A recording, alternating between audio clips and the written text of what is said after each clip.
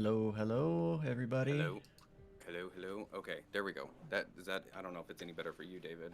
I was mostly concerned for the stream for Yeah, all no. 5 people. Yeah, no, I think it's fine. It sounded good. I did a little recording right before I went live, and I think you sound just fine. Okay. The only thing is, I have this little overlay thing to show people in the stream who is speaking, Ooh, but neat. uh, are you a part of my Discord? I don't believe so. No. You know what? Hang on. Let me just. I think I can fix that real quick. Discord overlay.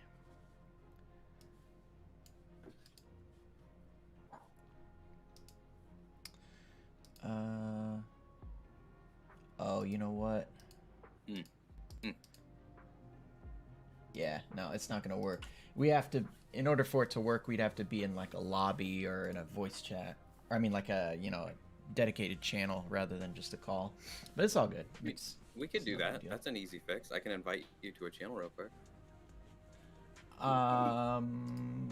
Yeah, yeah, okay, Okay. yeah. There we go. Sent an invite.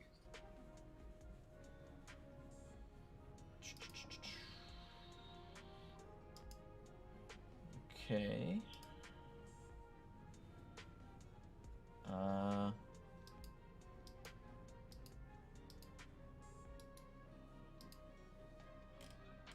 Do I need to?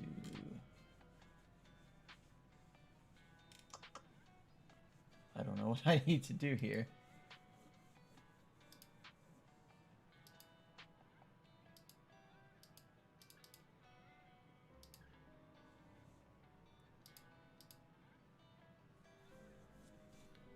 There we go. Okay, okay, yeah, I couldn't join that other one for whatever reason. Oh, it's Okay. because I think it's I made it a brothers only, so it's for my brothers. But I thought creating the invite would get you in there, but I guess not. Okay, whatever. This will work. Okay, and then now I can just add that. And there we go. Cool. Nice. Okay, so also I need to get you on Steam so we can join up and Oh yeah. play. It's just search on Steam, or what's your ID? I can just do it that way. I can invite you. Oops. I'll invite, and if you read it off to 765-611. Oh, You have that? yeah. Duh. ID. It's here. I'll just paste it in the chat. Okay. It'd be a lot easier.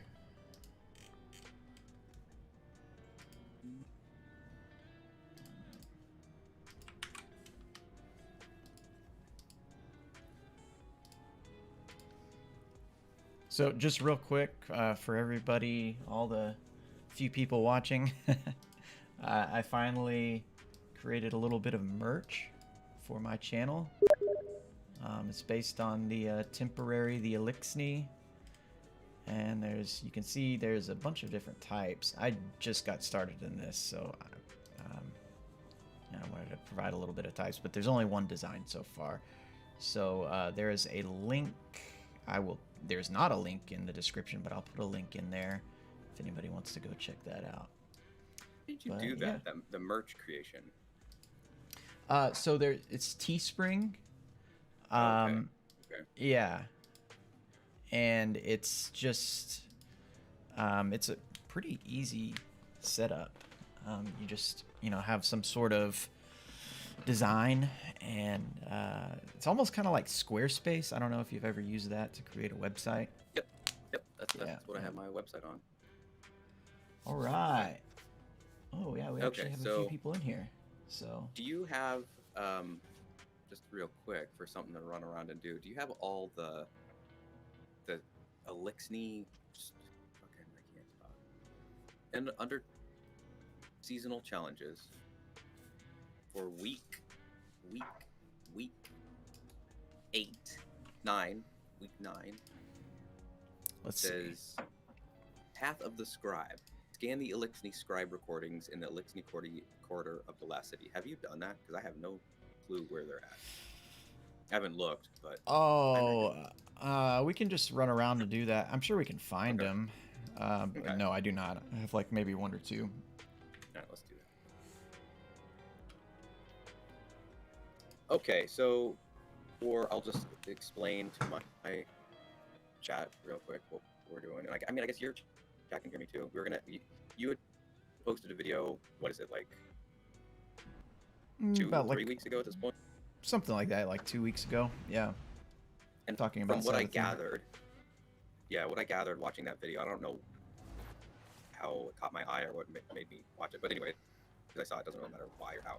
I saw it, and it looked like you were making the video kind of in response to things that you'd seen posted on Reddit or elsewhere on the internet, Mm-hmm. saying posts were from people saying, "Oh, Savathun should be redeemed, or should deserves a redemption Correct. arc, or something of that nature." Is Correct. that correct? Yeah. Well, so Okay. Okay. not Yeah. Go ahead. necessarily saying like. By the way, you come over to me, and there's a scannable right Okay. here. Ooh. Perfect. Okay. So yeah, it wasn't like necessarily saying like she deserves this. More Oh, like okay. they believe that it's going to happen, and here's why. Oh, okay. I see. And I see. but I guess that's not completely true. It did sort of come off to me like people wanted it to happen.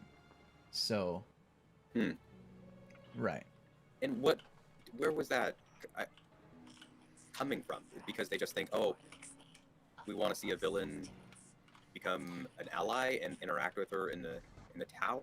Or like, I'm just curious what prompted that. Like, why her as opposed to, I don't know, Oryx or Atheon or anyone else? Like, what Okay, makes her so I think the there's a character that they couple care of about at all? reasons. Um, Okay.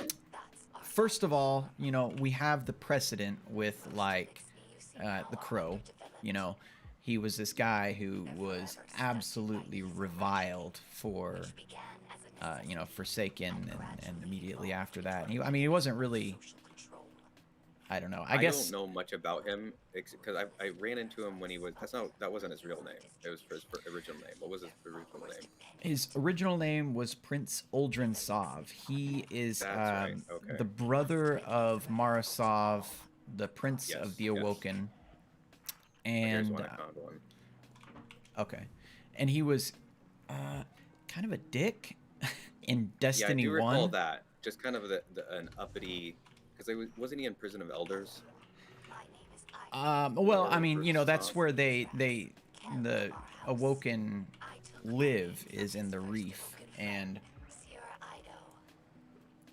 yeah, so he was just kind of a dick then, and then in Forsaken he killed everybody's favorite character, Cade, and so we had this precedent with him being redeemed, because with him, well, first of all, okay, I'm gonna preempt that and not get into that just yet. But he was Okay. redeemed because he is essentially not, literally not the same person as he was then. Uh, Hang on, I'm gonna turn this Wait, dialogue hang. off. Yeah, I had to do the same thing. It was like, it's like, stop, just stop. Okay, a real quick question about that. Is it what do we know about consciousness in Destiny? Because if somebody's consciousness is completely wiped and they're no longer truly no longer the same person, then okay, I'm with you. But it doesn't that doesn't seem to be the case. It seems as though are at least remnants of this person, the previous person. So your character, for example, this warlock I'm looking at right here, you were whatever, some person Mm-hmm. in before the Guardian found you and your ghost found you. Mm-hmm. I am assuming that in the lore, I could be totally wrong on this because I'm ignorant, but I'm assuming that whatever you are, this person, that the story that you have crafted in your mind about your character, it has pieces, even just one, of your past self. Is that accurate, or are you is the only thing that's the same about you the shape of your body? the configuration of his skin on muscle, etc. Well, that kind of gets to the idea of like what is consciousness. Like there's different theories on that. There's theories like you are the sum of your memories. No, yeah, I don't want to get into all that. I'm just asking from the perspective of destiny. Right. But I'm just saying. So if that's what your philosophy would be, then there is literally nothing left because you have no memory whatsoever, none. But Okay, I see where you're coming from. Gotcha. it could be, Okay. maybe you have some sort of personality quirk, that sort of thing. Hmm. But yeah, I mean, depending on what you know decide makes up a conscious being, like is it all the sum of your memories, is it whatever, then yeah, if I it's mean, so just it's yeah, I memories, gotcha. It's then nothing. Yeah.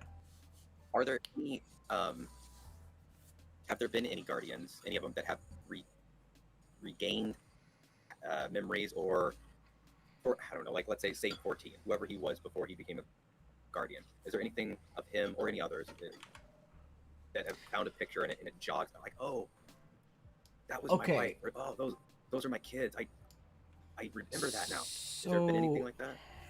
yes, although I don't know if it's like and maybe chat can help out with this. I don't think it's so much like here's an item and all of a sudden I remember. I think it's more like Mm-hmm. they find an item, like for instance, Anna Bray, the woman Okay. from Yeah. Mars. She woke up Stranger's with sister, right? correct, yeah. Okay. She woke up, I believe, with an ID, and yeah, chat, correct me if I'm wrong here, but she woke up with an ID basically identifying her as Anna Bray. And so she was like one of the only guardians to go by her original name. And I don't think that like awoken memories in her. I think it was like a clue that let her find other things about herself, through like remnants from the Dark Age.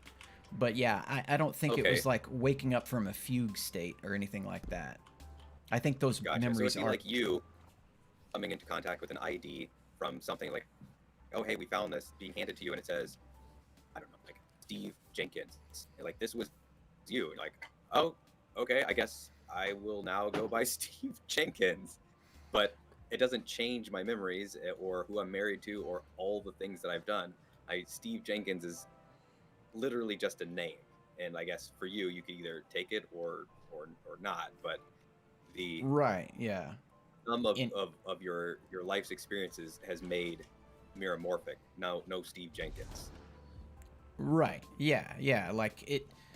And again, I guess this kind of goes back to the philosophy on what you term as consciousness.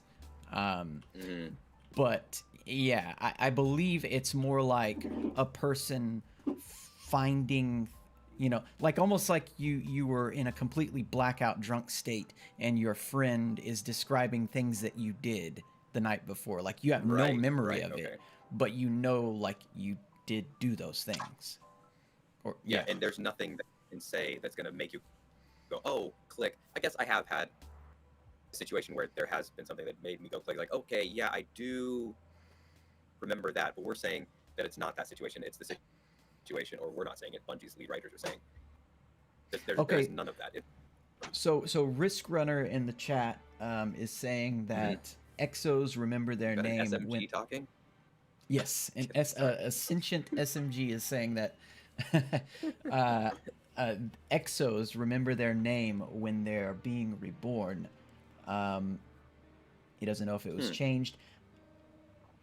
I'm gonna trust him on that. I don't recall seeing that, but I totally could have missed it. Actually, someone else says that that's true, so I assume that that's just something that I missed. Um, That why but would they get yeah, that? Just that piece? That's odd. Just their name. Yeah, I'm Yeah. not sure. The whole creation of the exos involves paracausality in itself. So Hmm. I mean, that could sort of mess with the whole creation of the Guardian. Um, just a little wrench in the system that pops out a little bit of information when they return. I honestly, I don't know. Yeah. So, but back to the original question, you asked Hmm. why Savathun. Yes. Yes. So, first of all, yeah, there's the precedent set with the crow. He did Right. Right. Yep. something That's what we got to. awful and Yep. died and woke up a completely different person. Hmm. And, he's slowly um, being redeemed for that. The other thing I think Hmm. is there are Well, like, okay, hang on. I gotta pause there because he's not being redeemed because like and even there's a line that I read in that last one, beneath the endless night, where he says, "When will I be told what I'm on trial for or what I've done?" Because it's society's opinion, and I think we're going to revisit this, that he has to redeem himself, because he has no memory of his Prince Aldrin self. So he, as he currently is, didn't do those things. Like, sure, maybe his blood and sinew and tissue was there at that time, but as far as we call a conscious being, he that's not him. He didn't do that. yeah, okay, that's a fair point. That's a fair point. So I guess he's not him as he exists now is not being redeemed, like you say, because he's not technically the same person. I guess Aldrin Crow, the amalgamation character that we've seen throughout the entire history from our like omniscient perspective, is sort of being redeemed. Within the universe, yes, he's a completely different character. But this arc that we've seen with, that character model, I guess, is, Mm-hmm. this kind of dick being corrupted by Savathun to killing Cade, to dying, and to becoming this kind of like innocent, childlike, not really childlike, but innocent person, Mm-hmm. And I realize we just totally gave up on finding these things. Oh, I found them all. Oh, you did? Oh, okay. Yeah. Well, I I didn't I even know that they were the things. I was just running around and jumping, and every once in a while it said interact, and I said yeah, and then on this one, this final one, it said you got them all. Like, oh, okay. Like there okay. was one over here by this little sign. I thought they would be little like iPads, but there was one by Yeah. this. It's just random stuff. So once you get it completed, let me know. We can Okay. start. Yeah. I have a hard time, to be honest, like um, forming cohesive sentences while doing things. I'm not the best Okay. streamer. I'm not gonna lie. But anyways, so yeah. So Uh, there's this precedent that's been set by Prince Aldrin coming right. around from bad guy to good guy, And and then so I people think think what? more importantly than that, for Savathun in particular, like there's this precedent set, but there's also a few different lore pieces. Mm. If you go look at Hawkmoon, the lore tab for Hawkmoon has her watching Aldrin and the player Guardian looking on at us like with these human emotions, or she's like talking to herself, trying to convince herself that they're not human emotions. Like, is this warmth? What is this feeling? She keeps repeating this phrase. What is this feeling? What is this feeling? I'm reading it And right now. yeah, yeah. And so that there's this a similar sort of passage in Beneath the Endless Night. I believe it was chapter 7, where she says like, I mean, she's infiltrated the city, and I mean it's basically the same thing. She says, "Is this pity? What is this feeling?" And this is all coming from memory, so it could be, I'm paraphrasing, but I think that's the basic gist. I do remember reading that chapter, but yeah, I know what you're talking about. Um, Is that's where she vomits or something? Some blackness. Or something right, over. I yeah, was like, and oh, freaks out that okay. dude, and then Yeah. decides that she's doing him a favor by not completely making him go insane.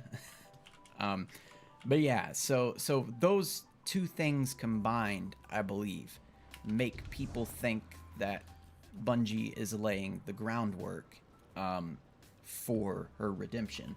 And again, if I am missing anything in this chat, let me know if there is another piece of evidence. But I believe that those are the main arguments. And so, but then people take those points of evidence, and from what I saw, there were a few posts on Reddit, like, I mean, as I said in the video, using different arguments to take that evidence and argue for the fact that she's going to be redeemed. Like, for instance, she is alien and, you know, a paracausal being, and, you know, therefore we cannot judge her by the strictures of our own morality, or, you know, she's being forced to do it by her worm, all that kind of stuff. So, okay, and I think I got it, by the way. All right. I mean, okay. I don't buy the whole argument that because somebody isn't of a particular society that we can't hold them accountable to our standards of morality, especially if they're doing things and interacting with our society. Like, if you kind of push yourself into a position, then you, at least to some degree, probably have to abide by those rules. Like, I can't come up with Dell's rules where everything that most people consider totally criminal and go, well, this is my rules in my society, and then go off, even if I have 1,000 followers, and then go over to Arizona, Phoenix, and then I don't know, start stealing or doing something worse than that. You're like, well, the Dell's rule says this is fine. I guess at a certain point, like, how much of the population do I have to get to agree with Dell's rules that makes what I want to do okay? And I think depends on what it is. There is no number of people. Even if I get 100% of the world's population to agree that murdering people whenever you want is totally fine, that doesn't make murdering people okay. It just means I've bamboozled a whole lot of people into my view of things. Yeah, exactly. And you know, I think that's sort of like, right. Holy crap, you're 1343? Jesus. I think that's sort of like, you know, along the same lines that evangelical Christians use whenever they say, without God, there is no morality. Like, no, I think there is some basic morality. Like, you know, killing sentient beings for the express purpose of just doing it because, or doing it because, like, you know, they're weak. You know, there's no justifying that. I do think, you know, there are some basic things that are universal. You don't need the existence of a quote unquote God, however you define that, to make causing, like you just said, other sentient beings suffering. You know with yourself that cutting somebody's fingers off slowly, one at a time, with a rusty spoon would cause you great amounts of pain. And so doing it to another person that is very similar to your physical makeup, even if a little bit different or drastically different, because they were born without, you know, 2 ears or have one leg, and so they're quite a bit different than you in terms of appearance. It's still going to cause them a great amount of pain and suffering to slowly chip away at their fingers with a rusty spoon.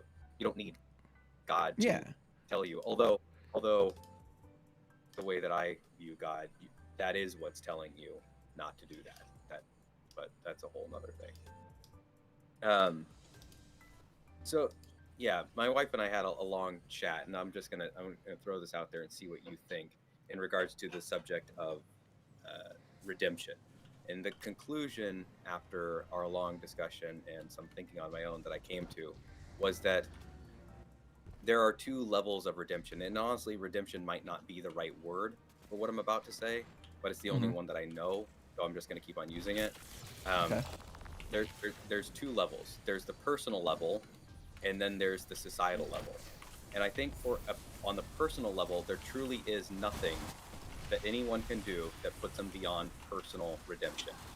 I think Hitler, if in his last moments realized, I have utilized my entire life in the worst or close to the worst possible way, and truly, in his heart of hearts, comes to that realization and repents to mankind or to his inner self, then good on him. And that's a much better way for him to leave the universe than or the physical realm than for him to go, nope, where I stand is the right thing to do, and I did everything right.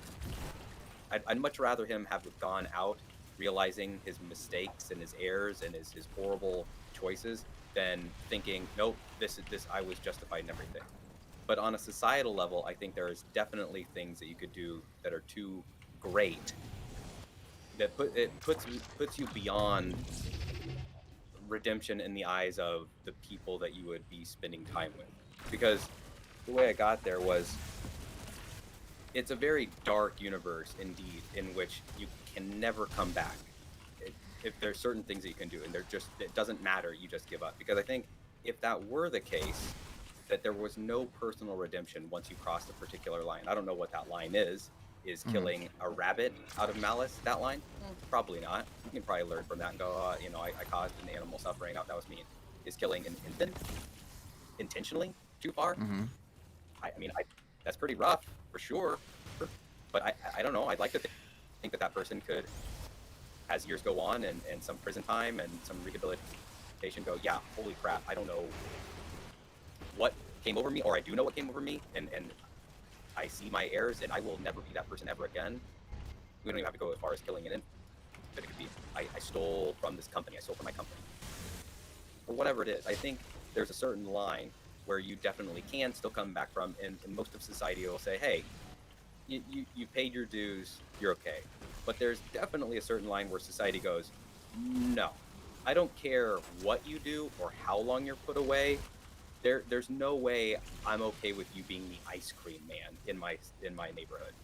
Just period. Never, ever, ever. Hitler was probably that person. Like, maybe if somehow we could put him in cryostasis for 10,000 generations, that future generation would be like, well, that's far enough in the past that I guess we can have him as ice cream man.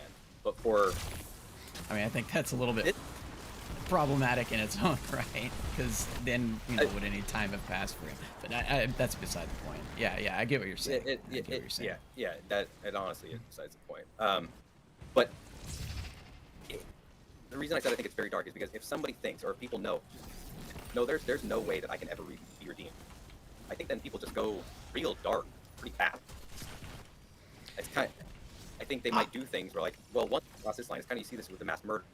It's like, well, now that I've killed all these people, I'll just keep on killing as many as I can, and myself at the end. I'm just here to do as much damage as I possibly can, and I don't care how many people die. Okay, so I guess I have kind of a couple responses for that. On the one hand, yeah, I guess I can sort of agree that, maybe you could... Well, okay, so what would personal redemption even mean? Is that something that would necessitate, like, a higher power, or just, like... No, not at all. Like, saying, like, oh, I'm okay with myself now because I've... No, it's not I'm okay with myself. It's... And that's why I call it personal, because it could only truly happen on the personal level. Even if you told the people around you, hey, I really see the error of my ways. We'll use Hitler as the example again because it's such an easy one to point to. Right. I see, let's say he was captured as opposed to killed himself in that bunker. He was captured by American troops or British or a collection, French, English, whatever, some troops around him, and he goes, hey guys, I see where I screwed up. I truly do. Mm-hmm. It doesn't matter how convincing he is. Those guys are going to put a hole in his head 100 out of 100 times. Yeah. Period. There's nothing that he says there that gets him out of that, ever. And I think that that's fine. I have no problem with that. But if he is being 100% true, and like I said, in his heart of hearts, he does see the error of his ways, he's the only person that's ever going to know that. And I think that that's better for him to leave, like I said, the universe that way, as opposed to, no, no, no, no. What I did was correct and just and proper, and all those people that were killed deserve to die, and that was the best way that I could have spent my time on this planet. I think that's worse. Okay. Yeah, I guess I just kind of look at things more in utilitarian terms, like, and you know, what would that do for him or anybody else, I guess, other than just like him going out and knowing, you know, that it's okay, or No, that that's a good question. So I think the only real answer that I have to that is that, at least for me, it makes me think that, like, I don't know about you, but I haven't led the cleanest life.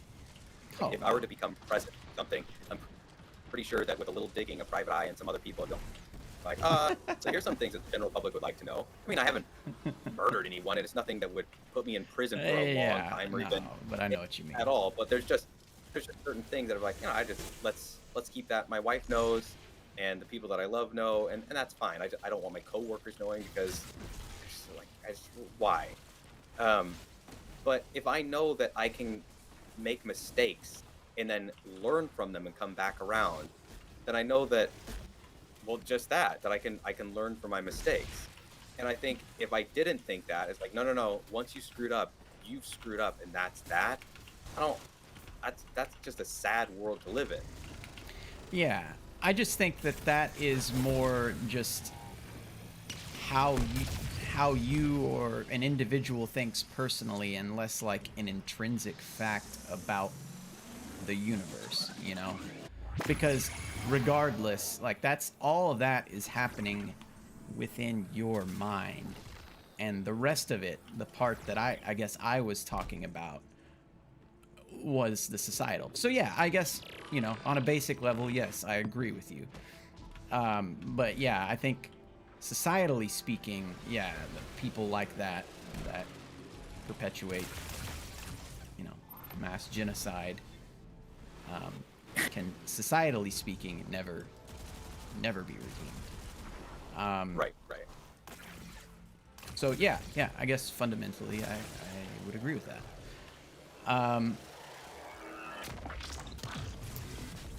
And now I'm forgetting a point. I was thinking about something while you were telling me that. I had a response to one of the points. Started with Savathun, and I just don't know, like, what people, like I said, what do they want? They just want her to be an NPC that we can chat and get various seasonal quests from? Like, why? Yeah, what's the matter with her being the big bad antagonist? And that I don't, and I won't pretend to know why they want it. I honestly, I don't see it, so I wouldn't be able to tell you that. But actually, I do have a thought. But first, there has been a ton of people in chat, so let me. I have 2 people in chat. So. You have 2 people in chat? Well, I guess yeah. I'm more the Destiny channel. True. So, yeah. Let me just read through this. If I'm not reading Warhammer stories, they're like, yeah, Delicate gets right off. By the way, guys, this is, if you didn't already know, this is Del. He has this sultry voice, and he joined me for Beneath the Endless Night, the upcoming Books of Sorrow that I'm releasing soon, as well as A Man with No Name. He was the narrator for that. He does awesome work, a lot of Warhammer 40k lore. So yeah, go check him out. I don't have the link in the description because I'm awful at this, but I will be putting it up soon once we're done with this. So yeah, give him a check out. So let me read through some of this. No way I'm going to be able to follow all of this because there's so much. So just picking out sort of things. Savathun wants to be free from the sword logic, and this is an argument that I saw, Okay, you know, hang on, being hang on. made I don't even know what the before. sword logic is. Okay, so the sword logic, and I don't want to spoil anything, but I am going to be releasing another video soon talking about the sword logic and its relation to real-world ideologies. But it's basically, in a nutshell, the sword logic is only things that can Like, I don't exist even know. should Is it a exist. book? Is it a sword? Is it a thing? It is. Like, It's an ideology. It's Oh, a gotcha. way Okay, of okay. being, and it says Got that it. only the things that can exist should exist. That basically survival of the fittest taken to the nth degree is what it is. And I was just gonna say, I mean, the way you worded that sounds kind of like what the reality that we live in. Because if it's only the things that should exist can exist, I mean, well, here we are. So everything that is existing right now must have passed that test. Because but it's it's yeah, right, but it's more of like a way of life. Like you consciously go out and test get it. things by attacking them and by I get it. yeah. Okay. Um, So so I go and fight somebody, and if they fight back and I win, well then too bad for you. I'm the better one, and I should be here, and you clearly shouldn't. yeah, and it's sort of a circular or a self-fulfilling. I don't know what the proper term would be right off the top of my head, but regardless of the outcome, the ideology is proved, because if they win, then it was because they were stronger. If you win, then it was because you were stronger. But either way, you know, it's a very the word I'm looking for, I don't know, but that is the logic, the ideology that the hive follow. And so Savathun wants to break free from that. And I saw arguments, and I don't want to misrepresent what I'm seeing being said in chat here, but online I did see arguments stating that, you know, one of the reasons why she should be redeemed is because she wants to break free of the sword logic. But well, hang on, pause there real quick. Okay. What does she want to break free from that and go to? Because it could be worse than that. I don't know what it is, but it could be, and you know, that's sort of the thing with her. She's this enigmatic figure that everybody always assumes is playing like 4D chess. Oh god, I don't even know, what is the empowerment today? Void empowerment. Okay.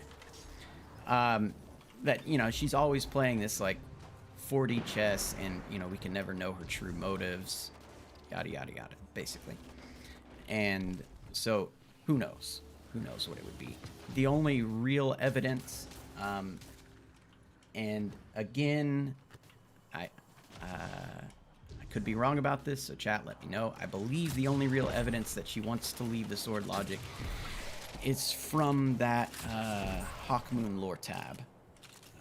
There may be something else. I don't know.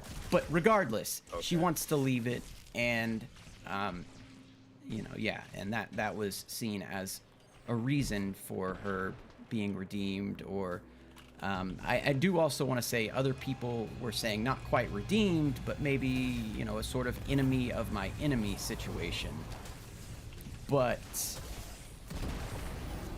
you know, like I said, just imagine doing that in the real world with a Goebbels or a Hitler. I used Hitler in that, but I realized later that, you know, maybe a better example would have been Goebbels. You know, sort of like Hitler's right-hand man, the one behind the shadows, behind the scenes. But regardless, still just as culpable for, you know, the everything.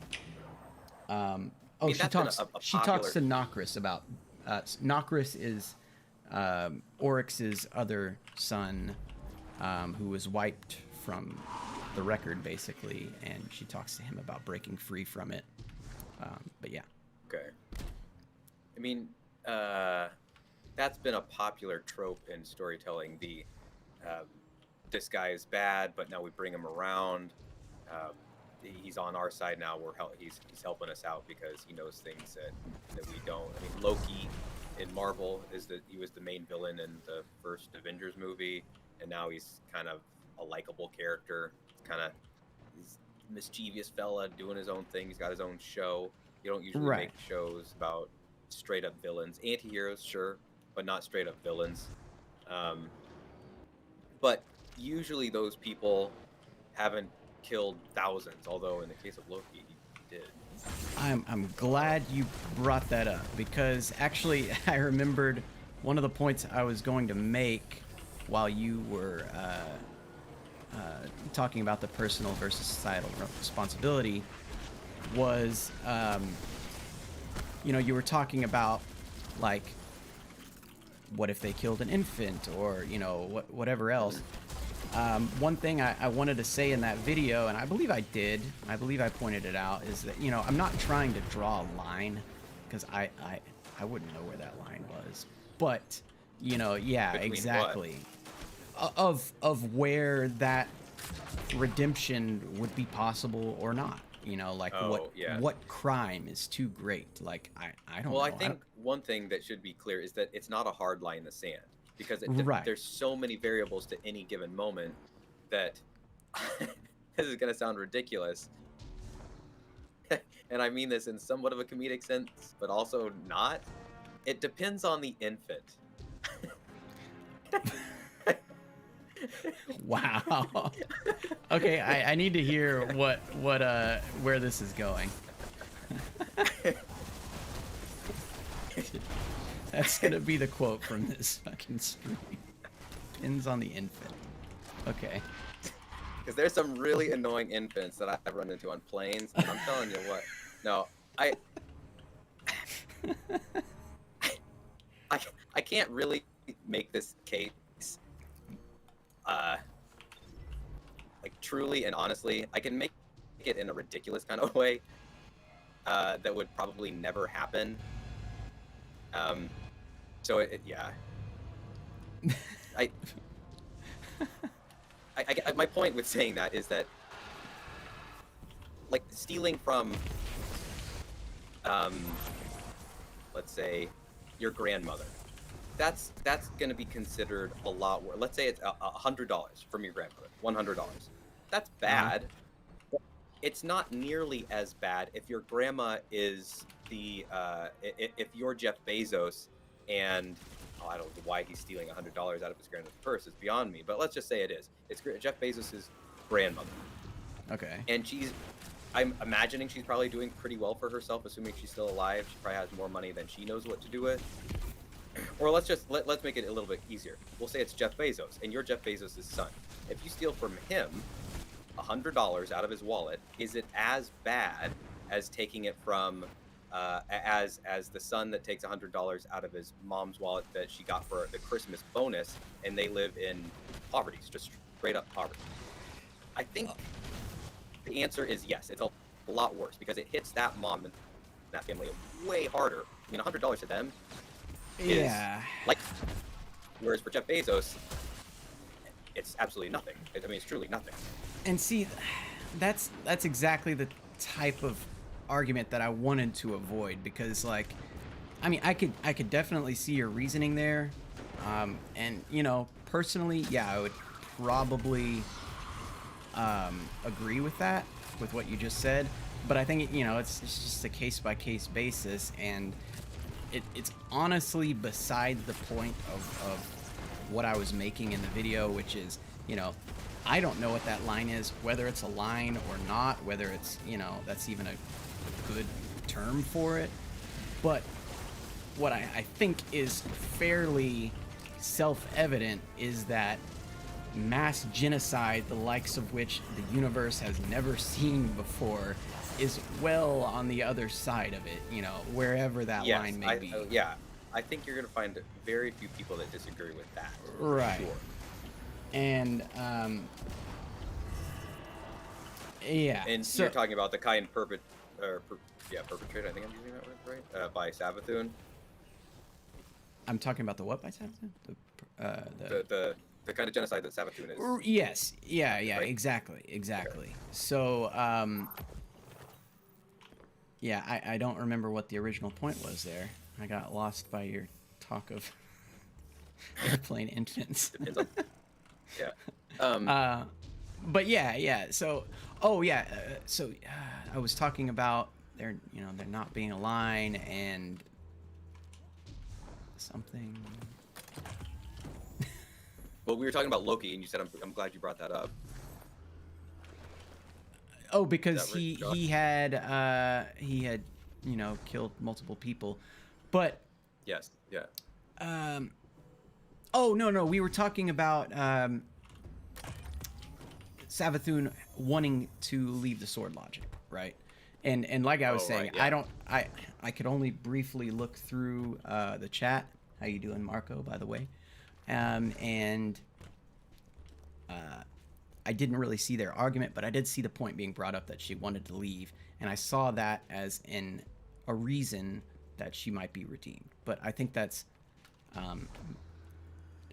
pretty weak, personally, because again, if you go back and relate her to Hitler or Goebbels or whatever, as I said in the video, like, would you care if, even if they personally, like we were talking, redeemed themselves, would you care if they wanted to, like, if towards the end of the war, after the Holocaust had been perpetrated, Goebbels came over to the United States and said, I want to get out of there.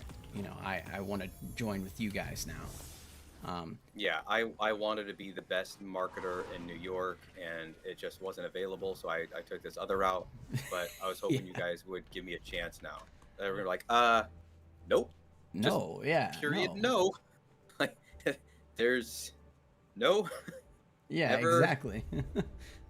Why would anybody accept that? I don't know. So that was basically my point. That was one of the other arguments. I would pull up the Reddit post right now, but I don't want to call anybody out by name. Actually, don't start anything yet. Let me pull it up on my second screen. Aneurysm hooks.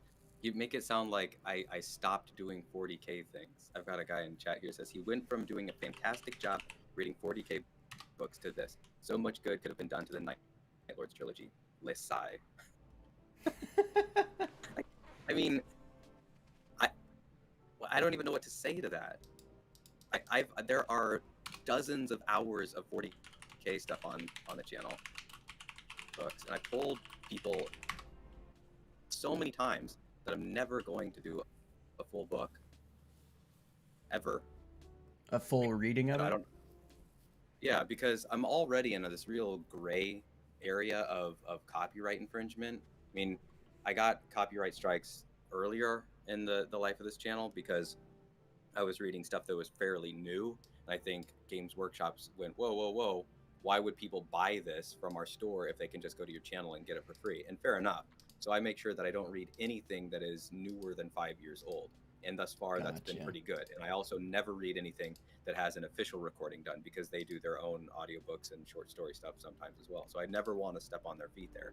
But people still think that if they bring it up enough that I'm going to do full books. And I guess at this point, I'm just going to have to stop saying it because I'm wasting my breath or fingers because they just aren't getting it. And like I said, if I'm not sitting here reading 40K stories and pumping out hours of video every day, they're just upset. And it's a minority, thankfully. Most people seem really thankful that I'm just doing anything and putting out content. But there are a few individuals that want me to be a reading monkey, not have any personality, never stream, never do anything but be locked in a booth and read them stories. Yeah. Which I can tell you, like... Okay. And I know you know this. Sorry, I can tell you was in chat. Personally, I have a not really a background, but I self-taught myself audio engineering at, and this may not be evident from the audio in this stream, but audio engineering at like age 10. My dad got equipment, and so, you know, I was messing around from there, and so I have like a really good grasp with it. And I'm not trying to brag, I'm just trying to say, like, you know, I can edit audio very quickly, and I can tell you, even like this Books of Sorrow that I did, reading that, cutting it down, and then even just like with a simple video, like that is a shitload of work. And to do that without knowing that there might be a possibility that you get a copyright strike and get it removed, like there is no legitimate there. I couldn't see myself ever doing that. That's just like such a huge possible waste of time. I cannot speak, form sentences. Sorry, but yeah, Are you ready to go? I need to go actually, do a couple more. yes, I will. But Okay. give me 1 second. I am going Sure. to the bathroom real quick. Be right back. Okay. Yeah, it is a huge amount of work, and on his point about how much time it takes to do something, I don't think the people that leave the negative comments, I'm not saying that Hooked, your comment is negative per se, but it does seem to come across as ungrateful. I don't even know if you're here, but if you're not here, it doesn't really matter. It's just a general comment that I have.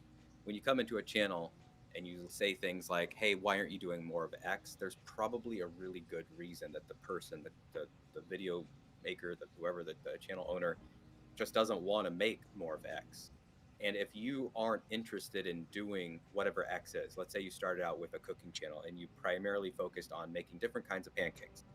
I mean, there's honestly only so many pancakes that you can make before you get tired of making pancakes. And so you might expand your channel to making other pastries. You might start doing biscuits. You might start doing biscuits and gravy. You might branch out onto what to do with your Thanksgiving leftover. And if somebody comes around and the first video that they see is a Thanksgiving leftover video, and then they go and look at your pancake videos, and they go, why aren't you doing more of the pancake videos? Well, it's probably because they got tired of the pancake videos. You're probably wondering what in the hell you walked into. Yeah. I was just talking about how people get upset for content creators making new things or branching out. It's like, well, sometimes they get bored of doing whatever they started out with. And if you're not interested in doing the thing that you want to be doing, then you're not going to do it. Like, why would I keep on? I don't know. Yeah. Yeah. Like I said, it is a huge amount of work to put out these stories. Like an hour-long story that I read, which is most of them are right around the hour mark, usually takes a minimum of double that to read, and then at least another couple hours to edit and finalize.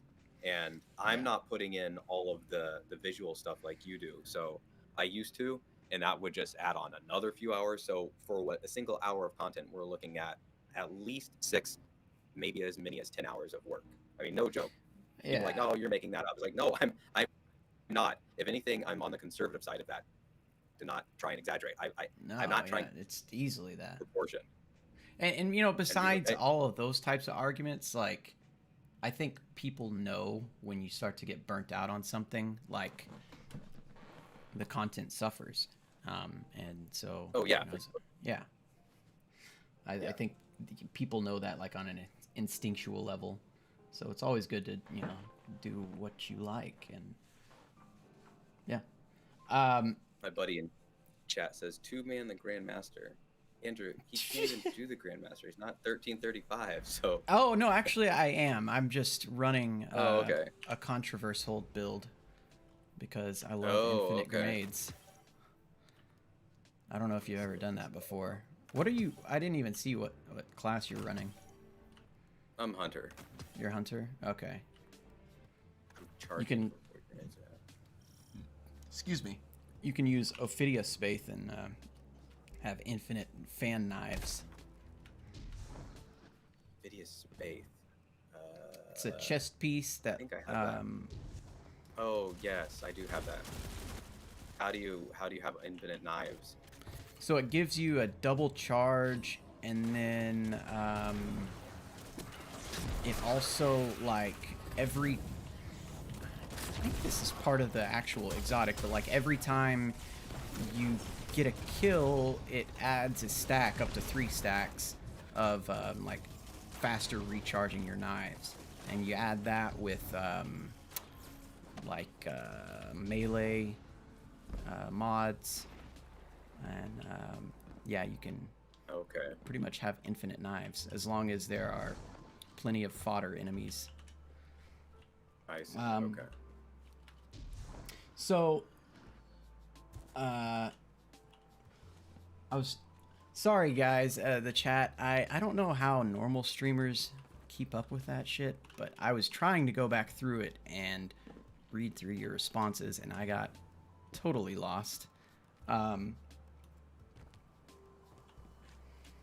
But I did see there was one thing that Risk Runner had said. I need to bring up. Where is it?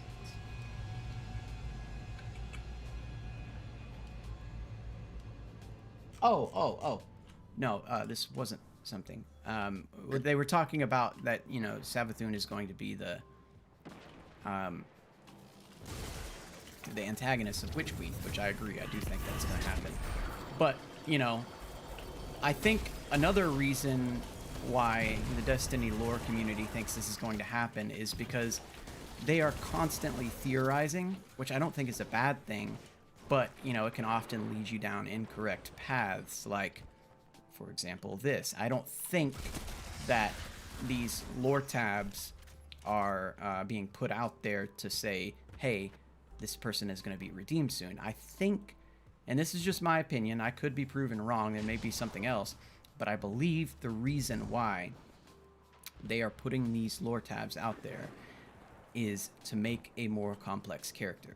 Like, if you go back through the Books of Sorrow and you read that, the character of Savathun is, like, coded evil among the most evil beings. Like, she's not only, like, this genocidal maniac, she's also the devious one of the genocidal maniacs. So she's, like cartoonishly evil, almost.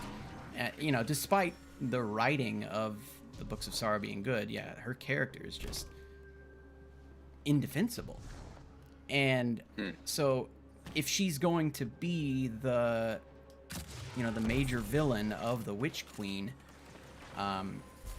coupled with the fact that, you know, Bungie lately with, like, Beyond Light, especially Forsaken, they've been trying to move into, you know, the more modern damaged characters, you know, imperfect characters, more complex characters, I guess is what I'm trying to say.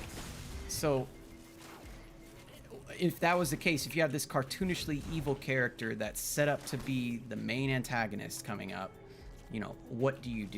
Well, you create lore entries that make things a little bit more gray, you know.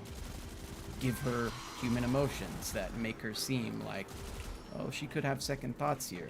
It, you know, sets things up to be more complex. And I think that's exactly the reason why they're doing it. Okay. Maybe just to create discussions about her? Discussions Just have and conversations? Yeah, and I mean, just literally to make their main antagonist no longer just this completely cartoonishly evil. She has layers. She's like an onion, you know? But Makes sense. yeah, I refuse to think a company like Bungie, you know, I don't know if you know much about them as a company, but, you know, they have all these initiatives like Women at Bungie, and I could be totally misquoting this, but like Black at Bungie. Yeah, you know, African American employees, they're celebrating them. Same thing with women and LGBT. Like, you know, they are a very progressive company, and they are proud of that. And it, I mean, the Pacific Northwest, which is where I live, I've gone over there and done some playtesting with them a couple times, is notoriously progressive. So it would be very odd to yeah, see them make Savathun be this redeemed character Yeah. standing side by side with Zavala. It's like, boy, we sure learned a lot together. yeah, and We you know, sure I have know had that some that adventures. that doesn't, you know, that's not evidence from the lore in the game, and I'm sure that isn't an argument that would sway most people. But yeah, just from a very, very practical standpoint, I have a hard time believing that a company like that would promote this type of character, make her okay or even an enemy of my enemy situation. Like, I just do not see that happening. Of course, that's my opinion. I think, you know, that's at least possible, whereas the redemption is just not, and I will not budge on the redemption. I guess if I had a gun to my head, I would say, you know, there may be a possibility of us coming into a situation where we have to work with her, but even that, I really do not think that would happen, just because of how terrible this character has been in the past. I might have believed the enemy of my enemy thing before Beyond Light, but now that we've, I mean, at least in some way, embraced using darkness, I don't really see that being a thing. Yeah, like,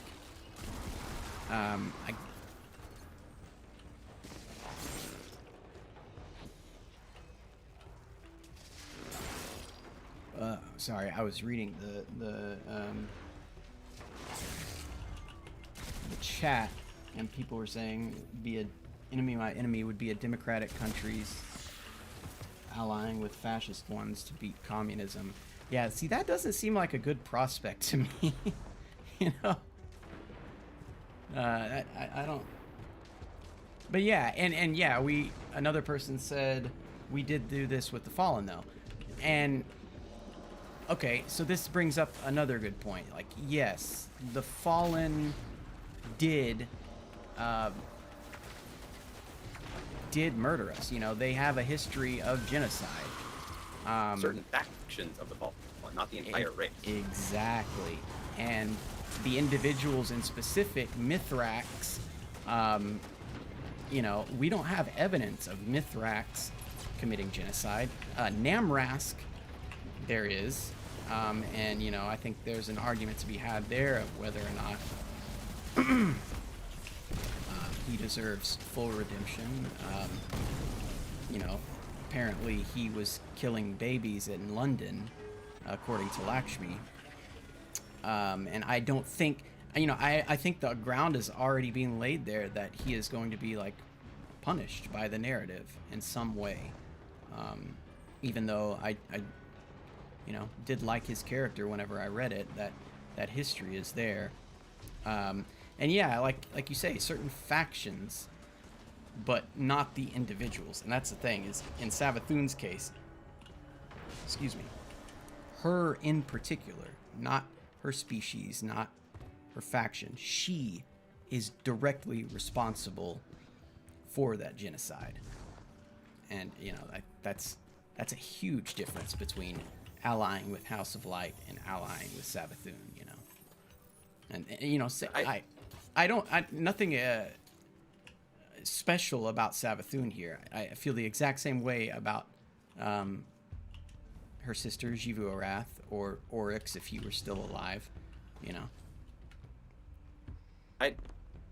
The Hive have always struck me as Vex too, but to a somewhat lesser degree, not a race that you're gonna be pals with at any point. Just like the thralls, are they having conversations? Are they talking about what kind of things they like to like? They just don't seem that way. Whereas the Fallen, maybe it's just because they're more humanoid. I mean, I don't know. The thrall just seem like brain dead zombies to me. They don't strike me as Yeah. even Yeah. really sentient beings. They're like ants or something. I mean, hell, the name of the entire race. I mean, granted, it's our name for them is the Hive. Yeah. Actually, no. That is, at least a translation of their name for themselves. They do call themselves all right. the Hive in the Book of Sorrow. But yeah, no, I know exactly what you're saying. Yeah. Or like the Cabal. There we go. You know, they're more kind of relatable as beings. Any of those. Where Yeah, exactly. You know. Scorn, I really, I mean, maybe the Scorn, but aren't the Scorn like a bad fallen? The some Scorn. sort of fallen. The Scorn are basically like zombies. They're Okay. kind of undead. I guess the larger ones, like what was his name? The Fanatic, and you know, all the. You played Forsaken, right? No, I started during this season. Oh, you didn't play Forsaken yet? Dude, you gotta play that campaign, man. Okay. Shit, you want to do that now? You know, just play the first mission? I mean, I did the first mission, very first one. Oh, you did? I think Okay. now I've got, it says, I think for as far as quests go, it says bounties. Let's see, where is it? Legacy Forsaken. Yeah, step 3 of 27. Search the tangled shore for Kate's killers. Okay, so you already saw that, you know, the main thing happened. Cade being killed by the... Yeah, I saw that. Yeah. So the Scorn, yeah, they're basically, they're like zombies, pretty much. They are undead, fallen, corrupted by this ether. You know, the ether is like the life force, the energy that the fallen consume, that, you know, gives them life, basically. It's sort of implied, I believe, in a few cases that it's like they don't even eat. Now, correct me if I am wrong here, chat. I don't believe they eat. I believe they just consume ether. Like they even have ether rations when they're out on a mission. Yeah. I mean, there is that one trying ramen though, but I guess he's just trying it for the heck of it to see what it's all about. But no, he was elixir. Oh, yeah. Fuck, what am I saying? Yeah, I'm getting confused. Yes, you're right. So maybe I am wrong. Okay. But, you know, regardless, it's you know, necessary for them to live. Okay. And so, yeah, that was corrupted and it created this undead race. Now, like Chad is saying that the Fanatic was given powers to bring back dead fallen. I guess, yeah, he was the original Scorn. But it does seem like a lot of the Scorn are mindless, basically. Like they have no will of their own. And, you know, like I think... the Screeves. I don't imagine them sitting around a campfire having a chat. Right, about yeah. anything. Yeah. I think that's even why Callus, in the Captain's Log lore book, used them as empty vessels to commune with the darkness, which is interesting. I don't know if anybody in chat caught this, but only the Barons have a mind, they say. Okay, so yeah, that makes sense. I don't know if anybody of y'all caught this, but, you know, Callus, whenever he contacts the darkness, you know who Callus is? Some Cabal guy? Yeah. He was the Emperor of the Cabal, the previous Emperor. Okay. And he you know about the Leviathan raid, you said. He was yeah, I know of it. So it was like this big ship, that ate worlds, literally. And, I mean, Like a so living it's thing? huge. I believe so. But yeah, it would literally consume worlds, whether or not it was living. Beside the point. But regardless, he was always kind of a shifty individual, and recently, you know, the Presage mission, right? So the lore behind that is Callus took some Scorn and used them as like empty vessels to bring the darkness to him. and you know, let the darkness inhabit that vessel. I don't know if anybody else caught this, but in the Books of Sorrow, that's exactly how Oryx communes with the darkness. He takes I believe it said an ogre, and brings him into his throne world, and you know, calls upon the darkness to join him there. I thought that was a cool little tidbit from, like, you know, 4 years apart that they brought back. It almost seems like you can't do it on your own. You have to use some other vessel to do it. Yeah, like Is that right? there's a ritual required, and, you know, bringing the darkness forth. Yeah, he has to exist in our plane, have some sort of physical form. I just thought it was cool because, you know, so long in between those two things. Like, I don't know if you heard this, but Bungie is actually hiring a person to, like, maintain the continuity of their universe, like be basically a historian of the Destiny universe, which is insane, but probably a good idea. Yeah, I think that at a certain point you either go, oh, we just don't care, or you go, we hire somebody to make sure we do care. Yeah, exactly. Because that was something that Games Workshop had as a problem for a while, but there is just a bunch of people writing stories, and I think it was kind of a mess. They've sort of covered their butts by saying there is no canon. They've made that statement multiple times. I guess that's one way to do it, but Yeah, or like the fan, Star the Wars, fans who have just completely nullified Yeah, hundreds gave and up. hundreds of books. Yeah. But sorry, I didn't mean to interrupt you. Saying something about the fans. Yeah, your fans are going to be the ones that control what canon is. Like, Right. if Yeah, I- that's what's I important. to write them. something on some of the stuff I've written, they're like, well, that's not how that would go as it was said in this book, and blah, blah, blah. Or why didn't this happen? Because it should have, because that said in this book, and that the short story is like, I mean, I can use the there's no canon excuse, but that doesn't really work. Like, oh, that's, and it doesn't even sound accurate to me, because I know that there are books that are published by the official publisher. So I can't just come out and say, none of that stuff happened because I say so. Like, well, that's fine, but you're wrong.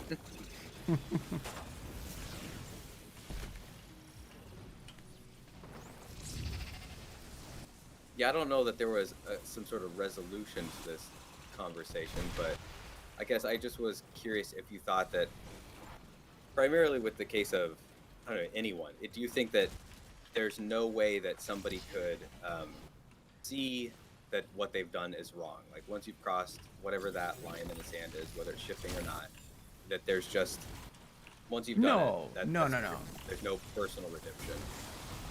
No, and if I unintentionally made that argument in my video, that was unintentional. Oh, no, I don't think you made the argument at all. That's why I just was curious what your stance But on yeah, it was. no, I you know, sure, because I don't think anybody is inherently, I don't think, you know, inherent evil people exist. And that's just a personal thing. I think that evil actions exist, you know. This is getting way into the metaphysical or philosophical side of things. But yeah, you know, I think there are evil actions, and done enough that, you know, sort of makes you evil in the eyes of the world. But sure, yeah, if you know, if there was a true change of heart at the end, then yeah, I mean, personally, that might redeem you to yourself. But yeah, on a society or a more, like, I guess, the more important side, you know, what you owe to people around you, yeah, there's no coming back from the types of things that Savathun or a Hitler did, you know, regardless. Yeah.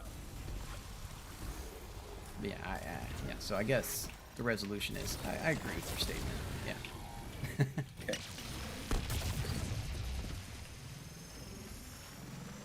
Yeah, I wish that the story the overall story was a little bit more clear with Destiny. I mean, just it's kind of a mess, Yeah. the story, Yeah. but then also just kind of how you're supposed to play the game. The opening mission is good and clear, but then after that, it's sort of just here you go. Well, and I think. I Sorry, I didn't. I was just gonna say I think they could definitely do a better job of helping new players out. Yeah. Oh, for sure. Yeah, brand new players, the new light campaign is not very good. But for people that have already got there, I think the model of the last 2 seasons has been a huge step in the right direction.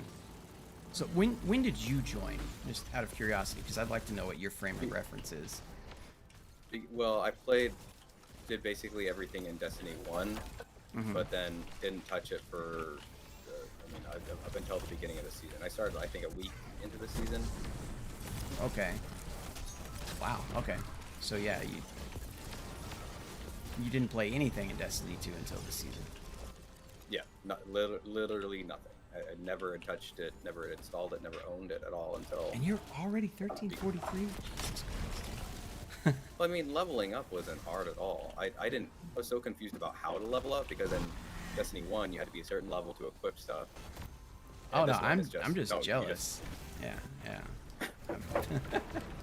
I just wish I was there, so I didn't have to worry about my loadouts. But okay, so yeah, like, so Destiny 1, the story and the game were completely divorced. Like, there was basically zero connection there. I mean, Taken King, no, okay, there was. Don't get me wrong. But especially vanilla, and Dark Below, it was what you read in the lore and what you did in the game, besides the fact that it wasn't, the lore wasn't actually in the game. It was, like 2 completely separate entities.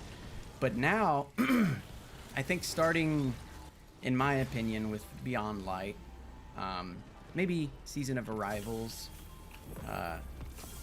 the story and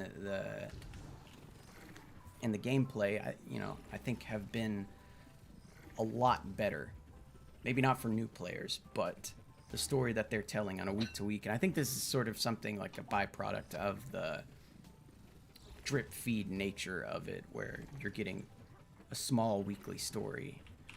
But personally, I think it has been leagues better than what it used to be. So yeah, I wish there was more,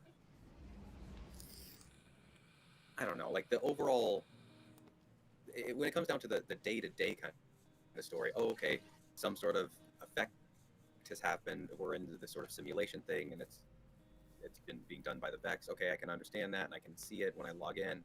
I see that there's this green stuff throughout the tower. It kind of looks like we're in the Matrix or something, and this is all apparently because the Vex are doing it, which I guess is because Savathun is controlling the Vex. All right, fine, great, but what in the world is that giant orb in the sky? Like, nobody's known this entire time. Oh, the Traveler. It's the Traveler. Okay. I mean, I just don't understand how, given 2 societies, the Fallen or the Elixni and humanity now, we just have no clue of where this thing came from. Is that's still the case? Like, I just we have an idea. So we do, the fans, or we do directly from the lore? Directly from the lore. Okay. People in the universe, yeah, maybe not. But us, the fans, for reading the lore, not from the gameplay, but yeah, from the lore books, we do know at least some about it. So there was this lore book, actually, that I did called Aspect. Excuse me. Where it talked about these 2 beings that existed before the universe. called the Gardener and the Winnower, and they Winnower? Winnower, yeah, Okay. and they played this eternal game with each other called the Flower Game, which is actually based on a real life game, quote unquote. It's sort of a game. It's hard to explain, but regardless, they played this eternal game that was in an eternal deadlock with each other, and finally, basically, the Gardener, the side of the light, decided that they weren't going to play by the rules anymore, because every day, or whatever equivalent of a day was in that space, it ended the same. The same pattern would arise from this game, and they were just sick of it.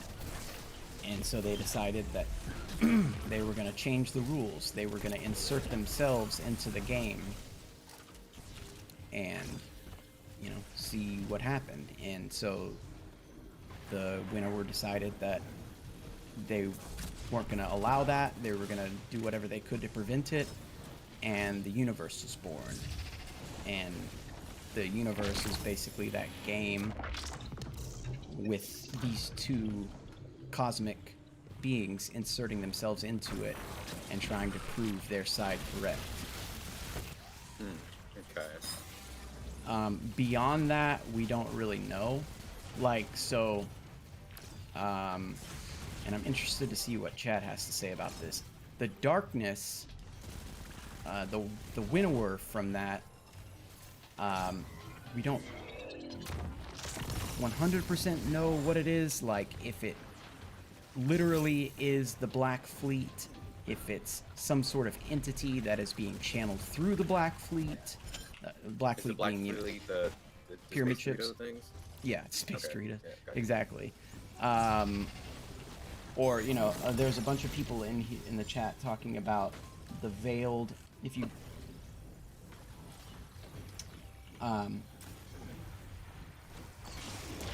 you play the Garden of Salvation raid, or better yet, in Beyond Light, that whenever you're getting a new aspect, you go into that little area, and there's that veiled woman.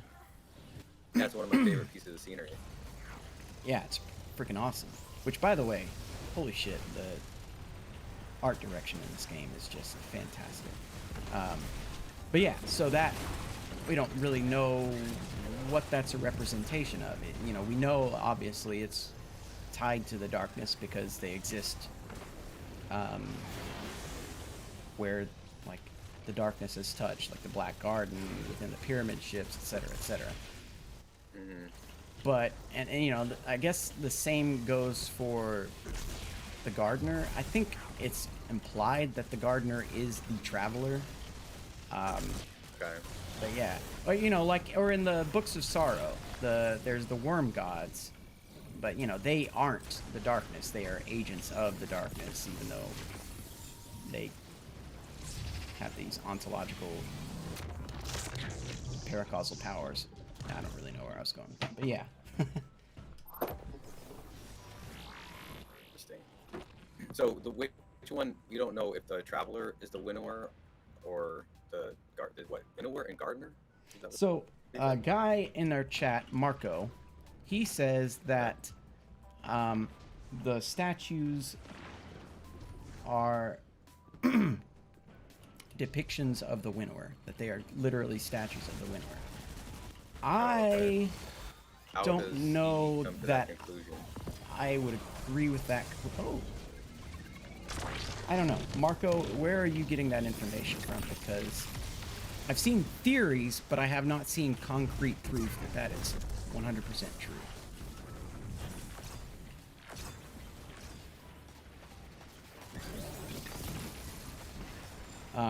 Or there's also this, like, if you go back to the original D1 artwork, Okay. there were 5 enemy races, the Fallen, the Hive, Cabal, and Cabal, Vex, and then this one that people have called the Veil. And the Veil is basically, in the picture, it looks like that veiled statue. So there's theories that that's, you know, this other race, this higher darkness race that we've yet to come in contact with, just seen statues of.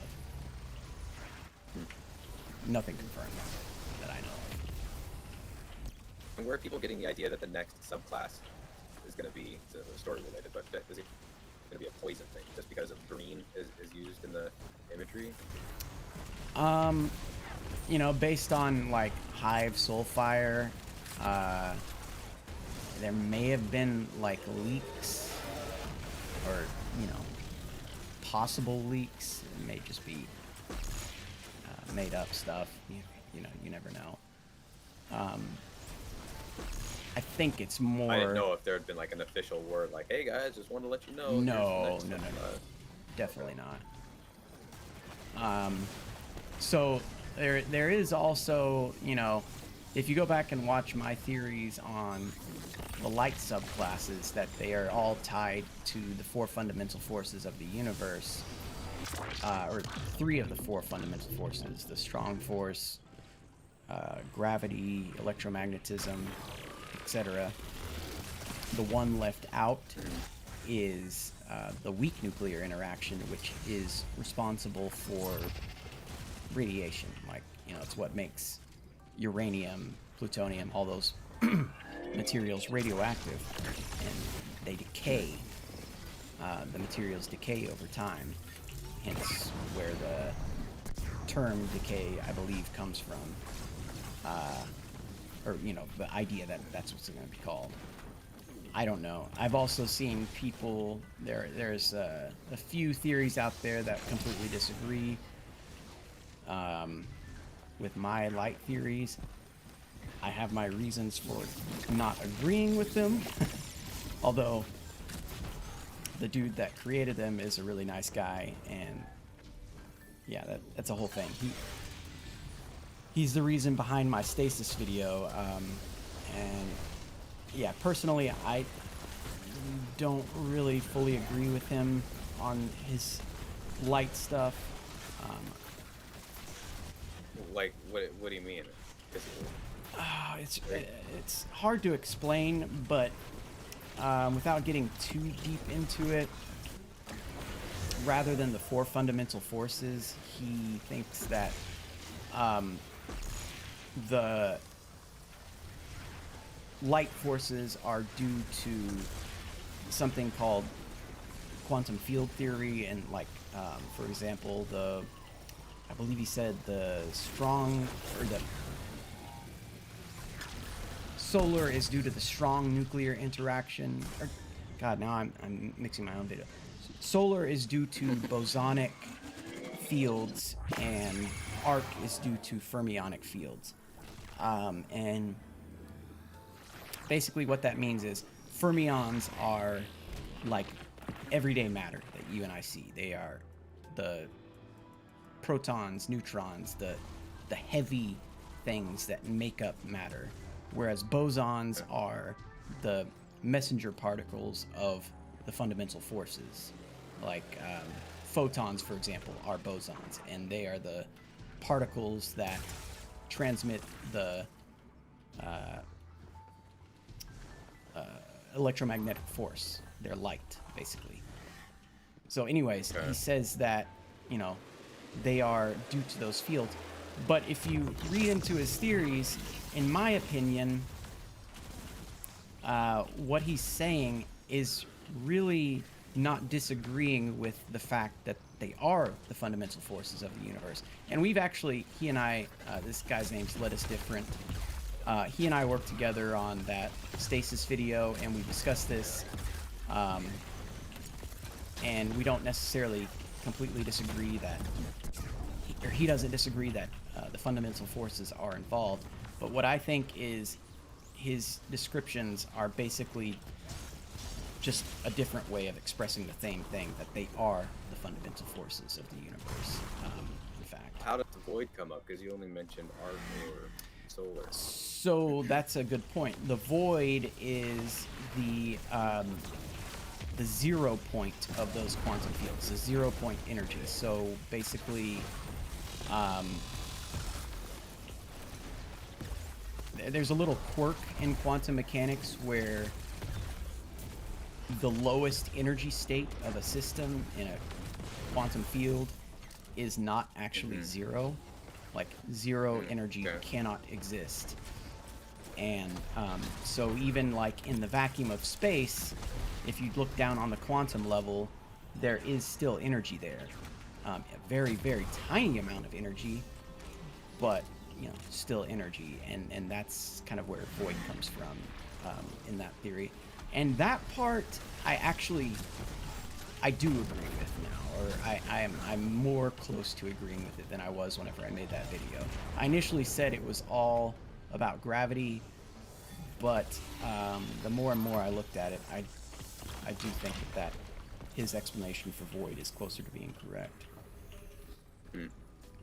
But yeah, I mean, without going through like diagrams and line through line of his post, it's hard to get into more specifics than that. I thought about making a video on it, but I don't know. I prefer doing the meme-ish ones. I don't know. I might still do it. We'll see. Like hive night flossing. God. Yeah. What? So What is this? there was a reason for that. There's this guy. He I don't know if he's still in the chat or not. Tesla, good dude. Another Destiny YouTuber. I will also post his channel because you guys should definitely go check him out. He makes some really good stuff. Let me find him real quick. I believe it's Tesla's. Orbs in an EAZ. Well, I'm gonna boot up an EAZ and see if it's Cabal, because if it is, then cool. But otherwise, I am not even paying attention to what we're doing, so by all means do it. Okay. Where is this? Okay. Anyways, he is working on this project, which actually I can't give away what it is because he's keeping it secret for now. But suffice it to say, he's working on a project that I was helping with, and we were talking in a Discord. I was telling him about my upcoming video about, which I'm also not completely revealing, but it's about the hive and relating it to a real world ideology. And he was like, okay, well, if you need Oh, is that the hive... script I was reading? Yes, that is the script you were reading. Gotcha, okay. Gotcha. He said, you know, if you need a video of a hive flossing, let me know. And he went into VR chat, somehow got the model for the hive, and impressively, he I guess he can actually floss, because you know, you'd have to do that to get that video. I cannot do that for the life of me. I'm an awful dancer. But so he sent that video, and I was like, I see. okay, It's a thing where I gotta you make something just out of that. maps a model onto you or whatever. Yeah, exactly. I see. It's pretty cool. Which, you know, if anybody knows if anybody in the chat is a programmer and knows if MATLAB or any other programming language or suite can do fluid simulations, also, if they can get their hands on a model of the Cabal drop pods, I would be really interested in running like a fluid simulation on that to see if my assumption that it was spherical in terms of its drag coefficient is correct. So long story short, if you know of fluid simulation and/or can get a model of the drop pod out of the video game, let me know. That would be sweet. The heck is fluid simulation? Like basically a computer generated. Fluid? Yeah, exactly. Yeah, Oh, like a computer okay. generated wind tunnel, basically. Like Oh, okay, I see. simulate air flowing over an object and seeing how it responds. Because you could then extrapolate out like a drag coefficient from that. And if you remember in my video, I just was like, oh, well, it's probably spherical. I mean, I had a little bit more of a reason than that, but basically that's what it amounted to. I mean, it looks spherical. It has sides to it, but Yeah, exactly. And that was, like the difference between a sphere and a diagonal cube was 0.4 to 0.8 respectively. So basically I was just kind of like on the more conservative side. I don't think it's going to make I see. that big of a difference. At max, like a factor of 2, but yeah.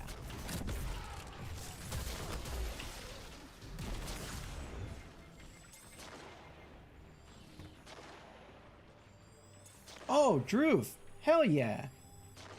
Yeah, let me know, dude. That's awesome. What language did you use? There's a guy in here that says he did a university lab project on fluid sims. That's freaking cool. Hmm. How many people do you have in your stream right now? It says 10? Nice. Yeah, this is easily So- the biggest stream I've ever had. There were like 16, It's- 17 people in there at some point. So interesting how different communities want different things and expect different things. Like yours definitely seems, I don't know. I don't know what to make of it. I don't know what to do with that information. Like I don't even think I've got one person in here. It says I have one person in here, but it always says that. I think it's just counting me because I always have instantly one person. If I go live, it's just automatically straight away I have one person. There's never a time where I have 0 people. So I think it's counting me. I thought that too, but I have seen times where it's 0, so I don't know what to think. Well, maybe I've just missed those times. I don't stream all that much, but yeah, I just don't know what to make of like the lack of interest in what we're talking about from my fans, or what to do about it. I mean, maybe the answer is nothing. I'm fine with that, but I'm worried that I think most of the fans that I have, I don't know about that. Some of the fans that I have don't understand that by reading copyrighted material, there is a chance at any given day that my channel goes bye-bye. Just instantly. Yeah. Because all it takes is 3 strikes and you're done. And I've had 2 on the channel at one time, but I took those videos down immediately as soon as I saw that they were there, and I have never put them back live again. Even though a few of them had multiple thousands of views and were probably doing me no small favors when it came to gaining new, attention. But I think, I don't know, some people are just extremely selfish when it comes to what they want.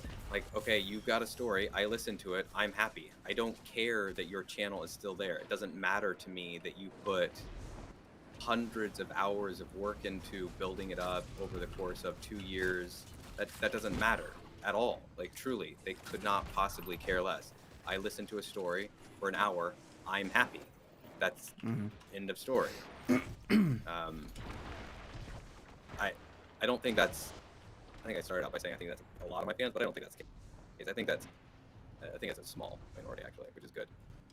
But I'm just not sure what to do about new content because I don't want to keep on doing 40K stuff all the time. Like I like 40K, but I don't want to be just 40K.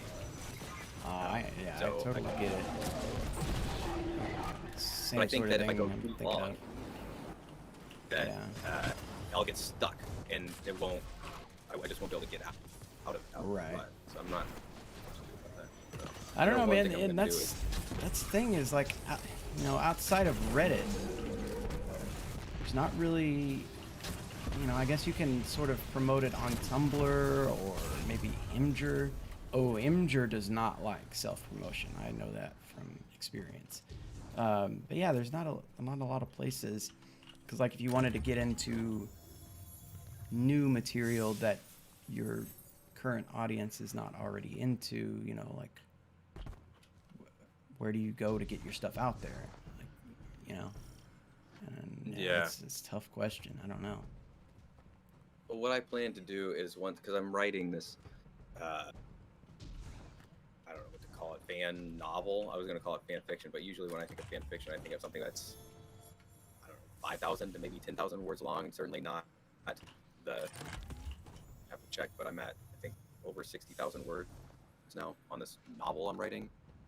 Jesus. And I've got 38 of the chapters up, and there's a guy that's been helping, or not helping, he's been doing music for the whole thing, so it has music accompaniment.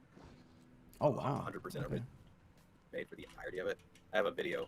If any of your fans like Star Wars, Dune, so this is Warhammer like 40K. this is 40K, but this is like a completely original story with original music, right? Yep. Wow. 100% Okay, that's original story that I've written and narrated and done all the voices for. And then this guy that just popped into the chat one day when Vera and I were doing a stream, he said, "Hey, would you ever want to have music in some of your videos?" And I said, "Yeah, of course, that'd be really cool."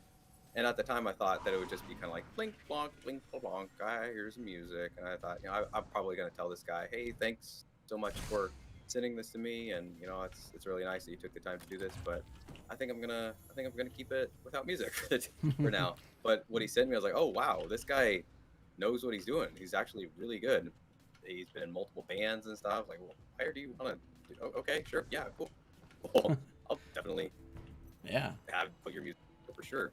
But yeah, that video is 5 hours long, and it's 38 of the 100 chapters. I decided it's going to end at exactly 100 chapters. And then after that, I'm just going to write something that is 100% original, not set in any existing universe, so that there is zero chance of IP infringement. No one will come along and say, "Hey, you know, you're writing Star Wars stuff," or whatever the thing is. That won't happen at all. I don't think the game would come by and say, "Hey, we don't want you to keep this fan story," because it is completely fan. It's different than yeah, no, like, I don't think they could do that. I mean, even if they wanted to, like, they have for certain other things. Like there's this there's been some videos that people have made, but I don't know, that's a little bit different. You're using the characters and models, I think, from their games, and then I don't know, I guess that's slightly different. I'm not sure how that all works. It's all that creative license is kind of a weird area, which is part of the reason why I would just want to go, I'm not doing it anymore. I'm not going to write in that universe. That's theirs. And I mean, and being that it's theirs, it's limiting, because I don't want to do things that are so crazy that fans are going to go, "Well, what the heck is this? Like, why are you putting that?" Yeah, right. Like everything has to be internally consistent, right? Yeah, exactly. Yeah. God, no, Postmaster has so. What was this video called, by the way? I will put it in your chat. Let me see, if you don't mind. No, I was gonna put it in the description too, but yeah, put it in the chat. That sounds pretty cool. I mean, you know, the reason why I got into doing these lore readings in the first place is, especially back whenever I was working in the lab all the time, part of the reason why I left the lab is because that work was often monotonous, and I had a lot of downtime, or, you know, down attention that I could be spending on other things. So I would listen to audiobooks of sci-fi, and you know, suddenly it just kind of clicked that, like, oh yeah, I can do this for Destiny. And so, you know, what I'm getting at is, personally, I love audiobooks, and you know, of all different types. So I think a lot of the people liking my channel probably feel a similar way. So I'm sure we can share that and maybe spread the good news. Yeah, I mean, then nice thing about audio is you can be doing other things, like you're just saying. You can be sitting around, you can be driving your car. It doesn't take up.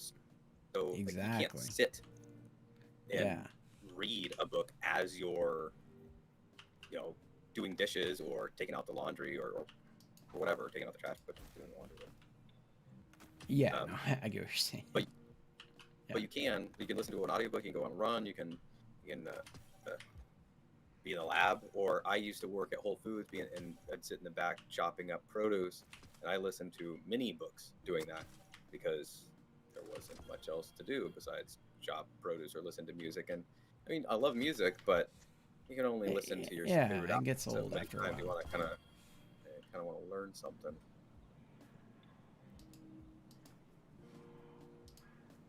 Yeah, shoot me the link and I'll put it in the description. I put it in chat, and then I also sent it to you in Discord. Oh, in chat. I'm sorry. I thought you meant. I put it in the stream chat, but maybe you have to approve it. Oh, okay. Yeah, I was about to say I didn't see it in the stream chat. Go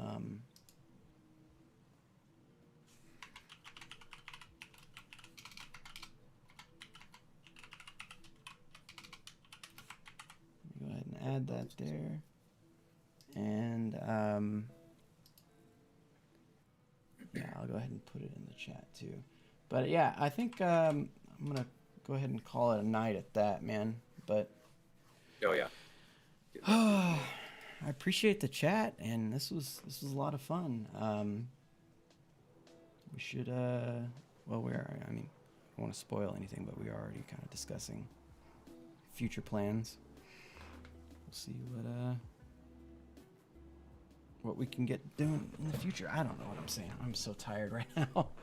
I'm basically out of it. Yeah. But stay in contact and figure things out as we go along, I guess. Exactly. But I appreciate it all, man, and everybody in chat. Thank y'all so much for making this the most viewed stream ever of my channel. That was pretty awesome. So, all right. Yeah. I'll talk to you later, man. All right. Peace. See ya. Bye, guys.